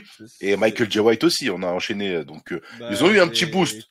Tu m'enlèves les mots de la bouche. Moi, pour moi, c'est ce que j'allais dire. J'allais dire que pourquoi on met un Undisputed 3, sachant qu'à la fin du 2, Jay White, il dit clairement à Baba ou Gaga, il lui dit on se reverra. Et je tiens ma parole. Donc pour moi, la suite logique, c'est la revanche de Chambers. Mais non, en fait, tellement Boyka, il a impressionné. C'est ça. C'est à lui qu'on donne le 3e et le 4e. Bah, parce qu'il a une popularité de malade. Et en fait, quand toi, t'es un producteur, t'entends des échos que les gens ont kiffé Boyka. Pourquoi tu veux remettre Jay White? Non, moi je pense je pense qu'au-delà de ça, c'est une question de style. L'autre, il est virevoltant. Oui, c'est son style de combat qui a impressionné, c'est clair. C'est pas son acting, mais c'est que les gens ont kiffé ce côté-là. En plus, après, tu sais, il fait ninja, il fait plein de trucs. Voilà, c'est que derrière, il enchaîne des projets. Et il enchaîne beaucoup de films de suite de Van Damme. C'est ça. Tu sais, là, comment on appelle ça? Merde, j'ai oublié aussi. Art Target 2. Ouais. Comment on appelle ça? Bah, après, il joue dans Wolf Warrior. Bah, il a fait Ninja. Et déjà, Wolf Warrior, comme je vous en avais parlé dans un autre podcast, c'est un des films qui a fait le plus d'oseille en Chine. Hein. Voilà. C'est-à-dire qu'il a pris un chèque là-bas, Scott. Il était la doublure dans X-Men Origins de comment on appelle ça? Comment il s'appelle? Deadpool. Ouais, de Ryan Reynolds. C'était sa doublure chorégraphe. Donc voilà. Et donc il revient avec le 3. Ok. Le retour de Boyka. On voit Boyka, son genou il est pété. Cheveux longs, grosse barbe. C'est devenu un mec qui récure les chiottes. Du coup il est vite redescendu au sol. On survole vite fait le 3. Et bah il y a Gaga. Gaga il a un nouveau champion. Son nouveau champion, les gars, ils ont vite oublié Boyka. Bon, Boyka, qu'est-ce qu'il fait? Entraînement à la kickboxer. Vite fait, il soulève des haltères. Il fait de la rééducation pour son genou. Voilà. Il arrive. Mais d'ailleurs, je sais plus pourquoi il reprend le combat. Je crois qu'il voit le champion, il se dit, vas-y, je peux lui casser sa gueule ou un truc comme ça. Quand il voit le champion, ça lui remonte. Ça le stimule, je crois. Parce que je pense que Chambers, il avait brisé mentalement. Et là, quand il revoit le champion, et il le voit en plus le champion, ils ont trouvé un bon champion parce qu'il a un peu de bide, tu vois, tu sens que. Ouais, il est pas impressionnant plus que ça, en fait. Il est pas impressionnant. Mais, et du coup, il lui met une raclée en 10 secondes. Avec, d'ailleurs, ce qui me fait rire, c'est qu'il le termine avec la jambe avec laquelle. Où il a mal. Donc, il fait sa rééducation, il casse la gueule au gars. Gaga le voit, lui dit, ah ouais, je t'avais oublié, Boyka, blablabla, blablabla. Boyka a toujours mal au genou. Ligaments croisés, tu connais, j'aurais pu avoir une carrière dans les MMA, mais. Ouais, c'est voilà. ça. Et là, qu'est-ce qui se passe? Il se passe qu'en fait, toutes les prisons du monde se sont donné rendez-vous en Géorgie pour envoyer leurs champions. C'est ça. Donc, tous les champions de chaque continent sont arrivés en Géorgie. Les champions de prison. Hein. Ouais, champions de prison, pardon, excusez-moi. Donc, on a un Asiate, on a un Français.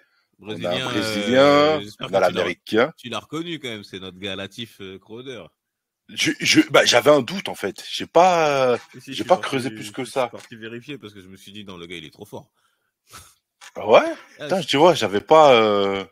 Si, c'est lui. Après les autres, bon, je les connais pas. Mais par contre, il y a le Français qui m'a fait rigoler.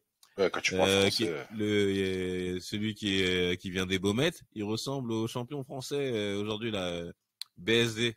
Benoît Saint-Denis. Ouais, moi je pensais que c'était un genre de Le Banner. Parce que t'as vu avec la croix dans le dos. Oui. Et moi ça m'a fait rigoler, mais bon, c'était juste.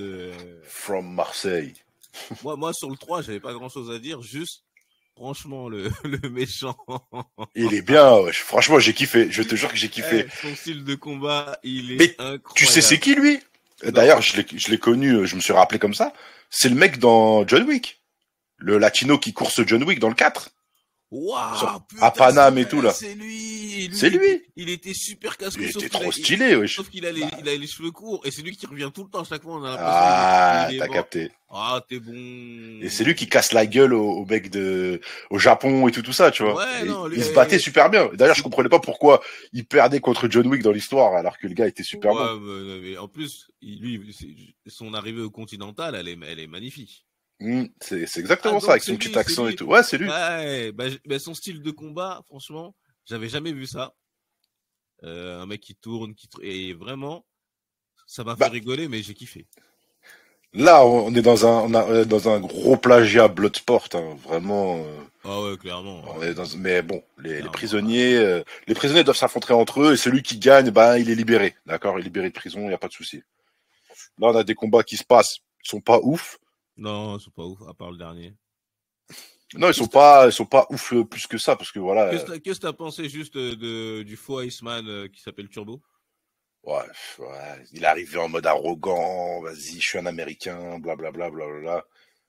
Je l'ai trouvé nul. Il est nul, hein, on est d'accord. Vraiment, je l'ai trouvé nul. Tu sais, je l'ai trouvé comme un sous-Tyrese. Ouais. Vraiment un sous-Tyrese. Déjà, Tyrese, je le trouve pas ouf quand il fait des films d'action. Là, j'ai vraiment trouvé un sous-Tyrese. Et puis même, on voit qu'il sait pas combattre, c'est juste, ils ont mis un black. Ouais, l'autant. Parce qu'il faut aller suivre la continuité du 2, quoi. Ouais, voilà. Donc, moi, c'est donc, les gars, on peut pas mettre Jay White. Peut-être qu'ils ont voulu ramener Jay White. Ça aurait été sympa, mais.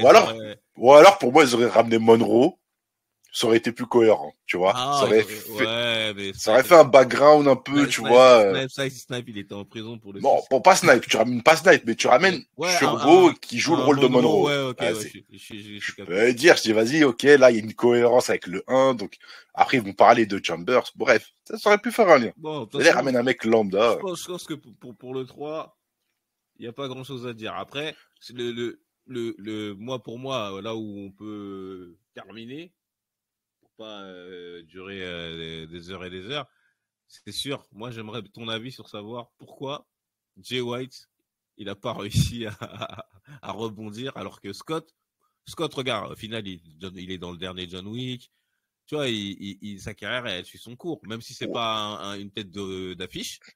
Il était même dans là où il se fait démonter par quand il est avec Van Damme là dans Expandable 2, ouais. Il se fait démonter, donc mais il est souvent là. Mais pourquoi Jay White lui il y arrive pas?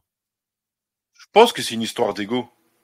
Pour moi je le vois comme une histoire d'ego parce que là où Scott Adkins qui était un no-name et que grâce à Boyka c'est devenu quelqu'un, il a pris le temps d'avancer tranquillement, tu vois, il fait ses films, ses têtes d'affiche, il fait des projets qu'il aime, tu vois, alors que Jay White, je pense que lui, il a toujours cette frustration d'avoir frôlé le côté superstar, parce qu'il se dit peut-être qu'avec Spawn, j'aurais été the best guy, mais qui derrière, avec Undisputed 2, a des petits rôles, tu vois, le rôle qu'il a dans Dark Knight, il est nul. C'est 10 secondes. Oui, d'accord. Tu vois, mais pour un mec comme Jay White, des mecs comme toi et moi, on se dit, vas-y, il mérite mieux. Mais en fait, le Nolan, il avait kiffé sa presta dedans, qui lui a donné ce petit rôle-là. Tu vois, quand Nolan, il te met dans un film, c'est qu'il t'aime bien, c'est qu'il t'a remarqué quelque part, tu vois. Il a eu des petits succès, je crois. Il a eu Blood and Bones. Ouais, mais Blood and Bones, c'est un direct ou DVD. Ben oui, mais même Scott, il fait pas beaucoup de cinéma. Mais Scott n'a jamais prétendu à être une star. Ouais, tu vois, ce qu'on lui donnait, il acceptait. Donc il a avancé. Mais parce que Scott, je crois que de base, il accepte plus son côté cascadeur. Que Jay White, il a voulu être un acteur. Et que il avait eu Spawn, ça veut dire que ça aurait pu, il aurait pu. S'il aurait percé avec Spawn, il serait aujourd'hui dans les top stars. Ouais. Il aurait été une top star. Tu sais, un peu comme Wesley Snipes, etc. Il aurait été top star. Je pense que c'est le schisme, il se fait là parce que Scott, lui, c'est un cascadeur. Ça veut dire que quand tu lui dis, regarde, tu lui dis dans John Wick, tu te mets en gros lard, on le reconnaît même pas et tout. Il s'en fout, il le fait. Mais c'est que du bénéf. En fait, je pense que c'est ça. Le gars a sécurisé son avenir. Financièrement, il est bien. Il fait des films qu'il aime, direct ou DVD. Son idole, c'est Bruce Lee et Van Damme, c'est son inspiration. Franchement, le gars est trop bien. Et il a joué avec toutes les top têtes des années 90. Ah ouais, tous. Il a Steven Seagal, il a Dolph Lundgren, il a Van Damme, il a joué avec tous les mecs de MMA là dans Universal Soldier, tu vois. Et aujourd'hui, dans son dernier film, c'est lui la tête d'affiche et c'est Michael J. White le méchant. Ouais. Tu vois le truc ou pas? Ça veut dire que c'est là que tu vois le reversement, le renversement. C'est que lui, il a su négocier son virage. Alors que Jay White, je pense que Jay White reste arrogant. Même dans le, comment on appelle ça là, le film qu'il a fait avec, tu sais, avec Tony Jaa et tout ça là. Oh, la carotte du siècle. Triple treat, voilà. On attendait, on en a parlé pendant 10 ans et quand on a vu le film, on s'est dit waouh. Voilà. Même dedans, tu vois, ils lui ont donné le rôle du méchant. Ils lui ont même pas donné des scènes de fou. Non, il sert à rien. Donc, tu vois, il a été respecté, ok, et c'est Atkins Ouais. C'est comment on appelle ça? C'est Atkins le méchant, tu vois, tête d'affiche. Parce que c'est lui le plus cohérent, le plus apte à tenir tête à des mecs comme Tony Jaa, Iko US, etc. Parce qu'il est légitime, en fait. Je pense que Jay White, il peut leur tenir tête, mais stylistiquement, il est trop raide. Mais surtout que physiquement, il reste toujours gras, je trouve. Il est trop costaud. Alors que, ouais, il reste toujours gras. Tu vois, par exemple, ce que Boyka, il fait, je mettrai quelques exemples, mais franchement, il y a des coups de pied. Ah, Boyka, j'ai dit, il est ceinture noire. Voilà, ce qu'il fait, il est ceinture noire et le Van Damme le respecte. Non, ce qu'il fait, c'est monstrueux. En plus, il fait des trucs avant qu'on ait eu Hong Bak. Hein. Ça veut dire que vous avez vu des trucs dans Hong Bak. Moi, je peux vous dire, Scott, il les a. C'est deux disciplines différentes parce que Tony Jaa met le Muay Thai en avant, tu vois. Ouais, non, mais je veux dire sur les acrobaties incroyables. Oui. Mais là, Atkins, ceinture noire de kick, ceinture noire de taekwondo, tu sens qu'il applique ça en fait. Tu vois, tu sens qu'il applique ce côté explosif et tout. Surtout quand tu regardes des compétitions comme ça de kick ou de taekwondo. Tu vois les mecs qui sont toujours sur leurs appuis à mettre des high kicks, etc. Ouais. Et je t'ai dit. Moi, je pense le que gars, surtout, le gars joue dans Explodable 2, quoi. Je pense que son style, il se marie plus à Hollywood. Ça veut dire que c'est plus explosif, c'est plus. Mais c'est surtout que là, quand on avait dit les clés des films d'action ont changé à Hollywood, quand on a maintenant des acteurs un peu androgynes comme comment il s'appelle le gars là, le blond là, qui a percé avec Drive. Ryan Gosling. Gosling, tu vois. On a des Gosling, on a tous ces mecs-là. Lui, il est taillé dans le cinéma d'action 90, tu vois. Ouais, c'est pour ça qu'il a fait sa carrière en direct ou DVD, mais il a réussi à faire sa carrière, en fait. Moi, de toute façon, moi, un jour, je pense qu'il faudra qu'on parle de le grand remplacement, comme on en a toujours parlé. Oui, des nouveaux acteurs et des anciens. Et qu'est-ce qui s'est passé pour que aujourd'hui, moi, j'ai regardé sur Netflix, là, il y a pas longtemps, Ryan Gosling, il a fait un film d'action. Il est ultra lourd, hein. Mais le mec, il tabasse tout le monde et tout. Il fait 1m75, 70 kilos. Alors qu'avant, on pouvait pas accepter ça. Il fallait que ce soit Schwarzenegger qui porte des bûches dans le contrat pour qu'on se dise, ah ouais, lui, il peut taper 5-6 mecs. Donc, il y a eu. Parce que c'est les héros testostérone. Mais voilà, il y a eu ce schisme, mais dans la société. Et ça s'est répercuté dans le cinéma. Donc, ça, faudra l'étudier, mais ça, c'est un podcast qui nous prendra du temps parce que ça, faudra vraiment être précis. Mais... Là, on va conclure vite fait avec le 4. Clairement, quand il fait Invincible 4, là, c'est clairement son film à lui. Hein. C'est 2017. Là, ça y est, tout le monde le connaît. Et t'as vu le film? Il change de nom. Oui, c'est Boyka. Undisputed, il s'appelle Boyka. C'est un spin-off. Pour moi, c'est clairement un spin-off. C'est Boyka. Pour que les gens se rappellent de Boyka. Mais que maintenant, en fait, les gens, ils l'ont oublié, Boyka. Enfin, tout le monde connaît Scott Adkins. Maintenant, tu dis Scott Adkins. Ouais, je connais Scott Adkins. Mais ils vont pas te dire Boyka. Tu sais, ils vont te dire Scott Adkins, je connais. Ils vont te sortir des films qu'ils ont aimés, tu vois. C'est vrai. Et donc là, il arrive dans ce film-là où Scott Adkins, en fait, il fait une Monroe, tu vois. fait une Monroe, il tue un mec dans un combat. Dans un combat. Et du coup, il a réussi à s'évader dans le 3, d'accord? Il a gagné. Il a gagné. C'est qu'il a gagné sa liberté, on va dire. Il se bat contre Dolores, là, justement, le latino. C'est un bon combat, franchement. Je pense que c'est un des bon, meilleurs combats. Il s'évade. Et là, il arrive dans le 4.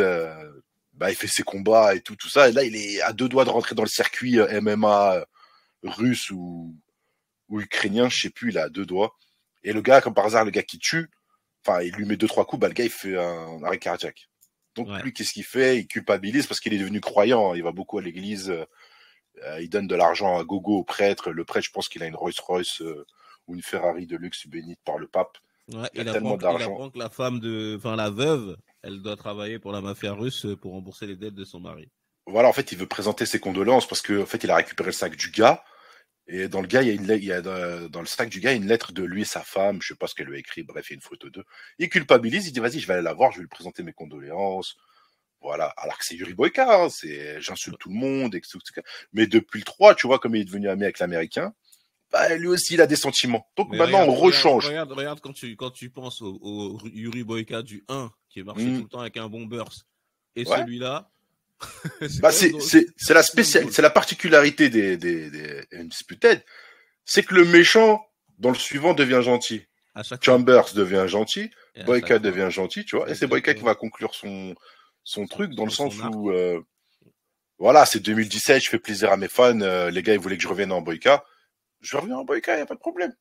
Par contre, qu'est-ce que t'as pensé vite fait des combats du 4? Parce que ils étaient plus MMA. Vraiment plus MMA, moins explosif. En fait, il a vieilli. Je pense qu'il il peut plus faire. C'est surtout que je sais pas si c'est lui qui a décidé de chorégraphier tout ça ou il a voulu faire une vision moins Boyka. Genre, tu as eu Boyka, maintenant c'est devenu un combattant pro, donc il arrête les pirouettes. Il est plus dans l'efficacité. Je suis plus c'est dans ses côtés efficaces. Je l'ai vu comme ça. Et les combats, c'était très bien. Franchement, ils étaient moins... Pour moi, c'est les moins bons de tous, mais... Tu trouves? C'est les plus réalistes pour moi. Ils sont moins spectaculaires, ils sont plus réalistes. Maintenant, le film est nul à chier. Parce que je trouve que... Si on parle, on va aller vite. Du cauchemar. Tu sais, du cauchemar. Tu vois ce que c'est, cauchemar? C'est le dernier combattant. Donc, c'est un monstre de 2 mètres. Ah oui, je viens de capter. Parce que tu vois, il s'appelle Cauchemar. Et déjà, moi, quand j'ai vu l'ennemi, je me suis dit, le combat, il peut pas être bien. Parce qu'il peut pas lui rendre l'échange. Ça, c'est juste, je combats une montagne. Et c'est pas comme Dolores. Oui. Et tu vois, dès le départ, je me suis dit, déjà, Cauchemar, quand il arrive, par contre, c'est quelque chose. Hein. Et ça, c'est... tu sais très bien que dès le début, il nous montre Cauchemar, le nouveau gardien. Enfin, Cauchemar, c'est le nouveau boss de la prison où Boyka est enfermé dans le 2. C'est ça, Cauchemar, ça m'a fait penser un peu aux ailes de l'enfer, où tu vois, le mec, il est tellement... Ouais, il arrive comme Steve Buscemi. Steve Buscemi joue le pointeur pédophile. Il arrive comme Hannibal Lecter, tu vois. Enchaîné. Genre, lui, faites attention, il va vous mordre. Y a pas de problème. Voilà, c'est ça. Ouais. Donc, quand tu vois Cauchemar, tu te dis, bon, vas-y, Cauchemar, il va, dès le début, c'est sûr qu'il va affronter Scott Adkins, en fait. Il n'y a pas de surprise. C'est ça, dès le départ. Mais c'est juste qu'il te le montre au début, et après, tu le vois plus, et tu le vois dans les 10 dernières minutes de la fin du film. Mais, entre-temps, Atkins, il s'est tapé contre, je crois qu'il a enchaîné 2 combats d'affilée? Non? Il y a un moment, il fait un 2 vs 1. Ouais, il fait un 2 vs 1, je crois que c'est son deuxième combat, parce qu'il a négocié pour 3 combats, pour libérer la meuf. Ouais. En fait, faut savoir il veut libérer la meuf de son contrat parce qu'elle doit de l'argent. La meuf, elle a construit un centre pour les enfants russes, un centre aéré. Voilà, elle et son mari, c'était comme ça. Lui, il doit les libérer de l'emprise russe, de la mafia. Et il doit faire 3 combats. Au bout de 3 combats, parce que le gars a été reconnu que c'est Boyka, donc tout le monde connaît Boyka maintenant. Et il se tape contre un gars, après il se tape contre 2 gars, 2v1, et il se tape contre le boss de l'arène. Ouais, le fameux celui qui est champion de l'arène, il se fait défoncer. Et une fois que Boyka pense avoir gagné, il y a Cauchemar qui arrive. Exactement. Cauchemar arrive, Boyka casse la gueule à Cauchemar, et c'est pas fini. L'autre sort un gun et tire sur Boyka. Donc à la fin, on se retrouve dans un film d'action où Boyka marche avec un gun, fume des gars. Non mais attends, déjà, dans le combat de Cauchemar, il n'y a pas un truc qui t'a étonné à un moment, et genre il se fait mal au genou. Oui, la malle, pour moi. Il ramasse une serviette. Ouais, il la serre. Il serre son genou. Bon, il se met une sorte d'attelle. D'attelle et après il va le fumer. Juste déjà, on voit que comparé aux deux, dans le dernier, il est maigre de fou. Il est sec. Il est vraiment sec. Il a plus cette musculature imposante. On voit que là, il a repris son poids. Non, mais on va être clair hein, pour terminer. Ils sont super dopés dans le Indiscutable 2. Ah ouais, clairement. Moi, je peux vous le garantir. Ouais, ils ont une masse musculaire, elle est incroyable. La masse, c'est trop. Et on le voit au fur et à mesure, hein, ça maigrit. Déjà dans le 3, il est déjà un peu plus maigre. Mais là, dans le 4, il est clairement maigre. Et regardez Jay White dans Blood and Bones. Ouais. Non, mais Jay White dans Blood and Bones, c'est du raté, là. Après, et dans Never Back Down, c'est plus les mêmes. Ah, voilà, excuse-moi, c'est dans Never Back Down 2 que Jay White, je trouve qu'il est super gros. Parce que son ventre, comment il sort par rapport à ses pecs, il est trop compressé. Non, parce que ça y est. Ton corps, Jay White, je crois qu'il a plus de 50 piges. Oui, après, c'est cette génération, je sais pas, mais. Après, bon voilà. Tout ça pour dire que. Voilà. Là, il reprend son poids, ok. Il arrive à casser la gueule à Cauchemar. Et Cauchemar, je fais le truc, c'est le grand mec de 2 mètres. On dirait le frère du gars qui joue dans 3, là. Que Brad Pitt éclate. Et que Tony Jaa éclate. C'est pas lui? Il lui paraît plus jeune. Donc, c'est pour ça que j'ai eu un doute. En fait, j'avoue que j'ai pas fait de recherche parce que lui, il me semblait là déjà l'avoir vu dans des histoires de fitness, comme quoi c'était un mec qui était super maigre et qui est devenu super balèze d'un coup. Mais j'ai pas fait de recherche parce que le 4, franchement, j'ai regardé, mais le mec est tellement rigide que tu te demandes, tu te dis putain, en fait, lui, juste, c'est un mec du catch, quoi. Juste, il t'attrape et il te fait mal. Enfin, j'aime pas, moi, ce genre de combat déséquilibré. Et souvent, c'est qui, tu sais, à un moment, tout le monde a voulu l'imposer. Je crois que c'est Donnie Yen qui l'impose. Ouais. Contre Donnie Yen, je crois que c'est pas contre lui dans un Hitman, hein, c'est ça? Je crois que c'est ça. Jet Li aussi. Tu sais, Jet Li dans Fist of Legend. Non. Tu sais où il se fait empoisonner? Ouais, merde. Putain, celui-là, en plus, je l'ai tellement... Excellent. Fearless, voilà. Dans celui-là. Et donc, il y avait cette tendance... Mais c'est clairement inspiration troyenne. Même Tony Jaa, à un moment. Tony Jaa il en prend 2. Dans le, comment on appelle ça? Les trucs des éléphants. Ouais, le 2. Ah, j'ai oublié. Bon, bref. De toute façon, celui-là, il viendra dans un OG show. Ouais, sûrement. Bon, parce qu'il a révolutionné le truc. Moi, ma conclusion, franchement. Attention! Pour finir, tu me disais que les combats dans le 4 n'étaient pas ouf pour toi, enfin. Sache qu'il a gagné le Jackie Chan Award du meilleur combat en 2017 pour ce film-là, pour le 4. Et c'est pas rien. Quand les Chinois te récompensent d'un combat, Bon, après, je vais pas te mentir, je t'ai dit, celui-là, pour moi, je pensais qu'on allait faire que les deux. Donc celui-là, je l'ai regardé en plus 2. Non, mais c'est juste pour survoler, tu vois. Ça m'a intéressé, ça m'a intrigué. Mais c'est intéressant que tu dis ça. Je vais peut-être me mettre au moins les combats sur YouTube. Parce qu'il est nul, hein. Il est clairement nul, hein. Le 3 et le 4 sont clairement nuls en termes d'histoire. Mais sont à peu près les plus intéressants dans la logique des combats. Sur la conclusion, c'était justement, j'allais parler des combats. Moi, je trouve que c'est un film, voilà, si vous aimez un peu l'action. Par contre, des fois, il y a des longueurs. Mais si vous aimez l'action et que vous avez YouTube, allez juste regarder les combats. Ah, au pire, c'est le film du dimanche. Si tu fais du repassage, voilà, tu mets play. Tu le mets, mais c'est pas... D'habitude, je recommande pas les films, mais celui-là, moi, je le recommande. Mais en fait, c'est ça le changement. En fait, la conclusion, c'est qu'on part d'un film de boxe en prison, on finit par un mec qui va sauver des gens dans le 4e épisode. C'est ça. Cette saga, elle est mystique. Je recommanderais moins le premier, parce que si vous n'êtes pas des fans de cinéma, parce que le premier, c'est un film de cinéma. Les deuxièmes, c'est des films d'action pure. Donc, ça dépend. Les deuxième, troisième, quatrième. Donc, à vous de voir. Moi, mon préféré, c'est le premier, parce qu'il y a Wesley.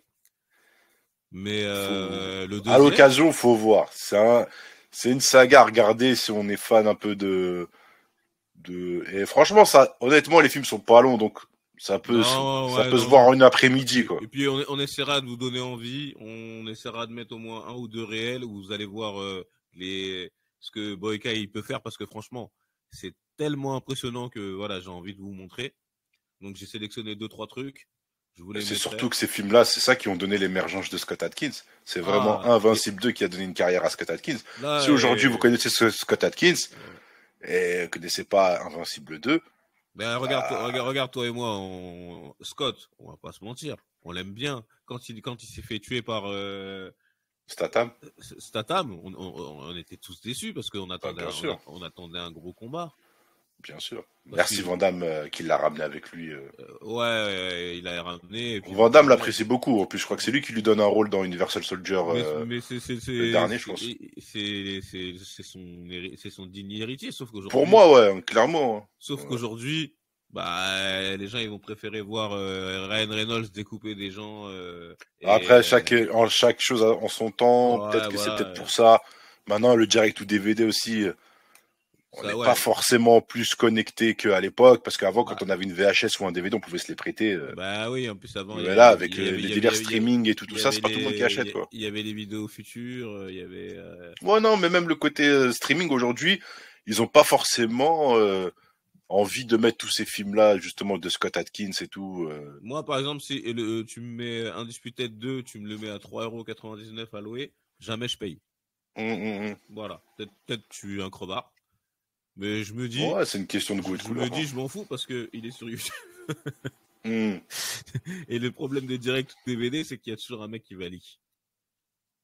Ouais, après, moi, le 2, je l'ai vu en DivX, on va pas se mentir.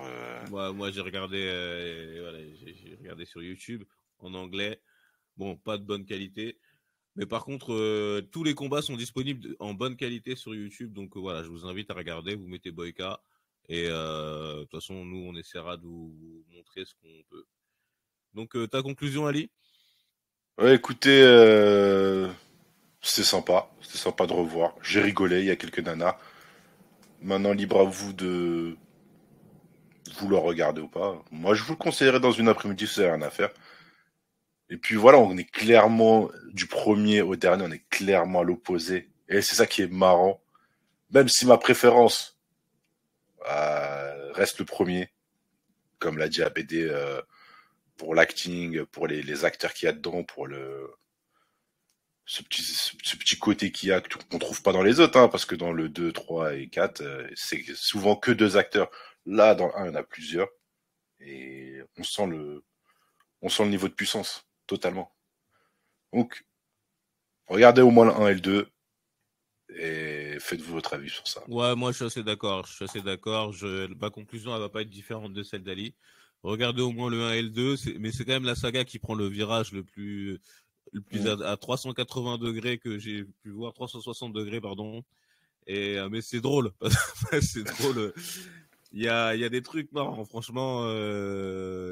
Je vais faire en sorte de vous les mettre, mais franchement, allez voir. Ouais, des petites scènes sympas. Ouais, allez voir de vous-même parce que c'est drôle. Mais ouais, voilà, c'est un film du dimanche après-midi. Là, vous avez rien à faire aujourd'hui. Vous avez fait le ménage. Les enfants, ils sont dehors, ils sont au parc, il fait beau. Si t'as rien à faire, tu peux regarder. Mais ne regarde surtout pas ça un vendredi soir en te disant, vas-y, je vais me mettre bien. Là, tu vas nous insulter. Donc voilà, on conclut. On conclut. Bon, petit ABD. Bon, c'est un plaisir. Bah ouais, bientôt, ça faisait un petit moment. J'espère qu'on va être un peu plus. Oui, il m'a fait, si vous êtes au courant, ABD m'a fait quelques infidélités avec 2-3 séries. D'ailleurs, qui ont toutes été effacées, comme quoi. Voilà. Vous voyez, comme dirait Khabib, alhamdoulilah. Et ça m'a fait rigoler parce que je me suis dit, regarde, les seules fois où j'ai voulu évincer mon gars, tout a été effacé. Il en reste aucune. Donc, un seul deviendra invincible, n'oublie jamais. Donc, écoute, moi, ce que j'ai décidé, c'est que je vais me tenir au Audi Show. Je suis fatigué de faire des montages qui disparaissent 2 semaines après. On vous fera un petit sondage pour le prochain film. Vous voulez qu'on aborde? On a quelques idées. Okay. En fonction de la popularité, je suis d'accord. On parlera. Je mettrai le sondage à la fin de Undisputed. Voilà. Ok, bisous mon gars, et puis j'espère qu'on... La bise, à bientôt. Et puis, portez-vous bien. Prenez soin. Toujours sur les réseaux sociaux, Insta, Spotify et toute la famille, All Geek Podcast, vous trouvez. Vous connaissez la magie. Et voilà, les films c'est la vie, hein. Continuez à regarder des films. Allez, bisous. Bisous, peace.